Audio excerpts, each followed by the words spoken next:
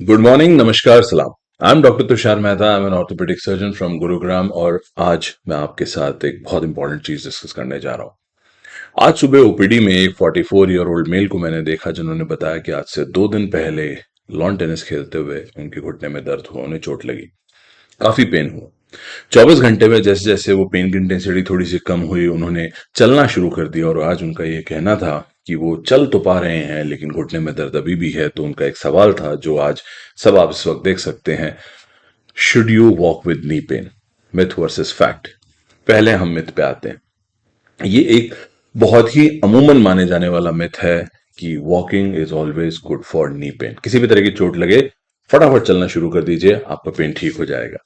सच्चाई क्या है, फैक्ट क्या है? फैक्ट ये है कि ये डिपेंड करता है कि आपके पेन का कारण क्या है।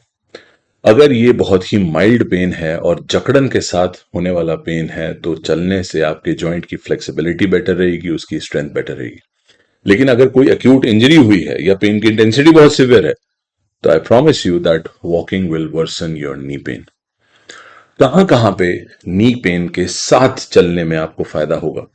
अगर आप शुरुआती दौर के ऑस्टियोआर्थराइटिस के मरीज हैं, अगर बहुत समय की इमोबिलिटी के बाद आपके शरीर में घुटने में कोई जकड़न है तो चलने से आपको बेहतर फील होगा। अगर आपने कोई वार्म अप एक्सरसाइजेस करी हैं, कोई स्ट्रेचिंग करी है, कोई स्ट्रेंथनिंग करी है और उसकी वजह से कोई स्टिफनेस आ रही है तो चलने से आपको अच्छा लगेगा। और यदि किसी सर्जरी या विदाउट सर्जरी अगर कोई डॉक्टर की एडवाइस है और रिहैबिलिटेशन मसल की चल रही है तो चलना आपके लिए, सेहत के लिए अच्छा है। कहां कहां पे चलना हानिकारक हो सकता है? Acute injury. किसी भी प्रकार की अक्यूट इंजरी का इस दुनिया में बेहतरीन ट्रीटमेंट जो है वो एक ही है और वो है रेस्ट। हमारे यहाँ कहावत है, रेस्ट इज द बेस्ट।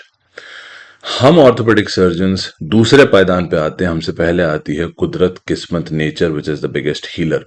तो किसी भी अक्यूट इंजरी में let the nature heal you as much as your doctor. कोई भी सडन अगर स्वेलिंग हो रही है या रेडनेस आ रही है या इन्फ्लेमेशन के कोई भी और साइन आ रहे हैं तो कृपया ना चलें। एनी शार्प शूटिंग पेन जो एकदम सुइयों की तरह आपको चुभ रहा है तो उसके अंदर प्लीज चलने की कोशिश ना करें। ये बहादुरी आपको किसी प्रकार का पुरस्कार नहीं दिलाएगी। अगर आपका घुटना या आपका टखना, आपका एंकल आपका वजन ही नहीं ले पा रहा है और फिर भी आप चलने की कोशिश कर रहे हैं तो आप कहीं ना कहीं अपना नुकसान जो है वो और बढ़ा लेंगे। तो ये कुछ पॉइंट्स थे जो मैंने आपके साथ डिस्कस किए जहां पर वॉकिंग हेल्प्स, और ये कुछ पॉइंट्स थे जो मैंने डिस्कस किए वहां पर walking harms.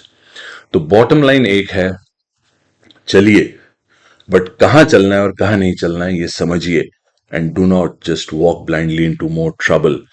Assess yourself. If not, then get assessed by a qualified orthopedic surgeon near you and then act accordingly. Because बहुत सारी इंजरीज सिंपल होती हैं, चोट लगती है और वो सिंपल इंजरी होती है किसी भी लिगामेंट की या मसल की या जॉइंट की या बोन की, लेकिन आप चलने की वजह से उसे कॉम्प्लेक्स बना लेते हैं और उसकी हीलिंग में उतना ही लंबा समय ज्यादा लगता है। तो please take solicited advice from a qualified doctor near you and then act accordingly. I wish you all the best.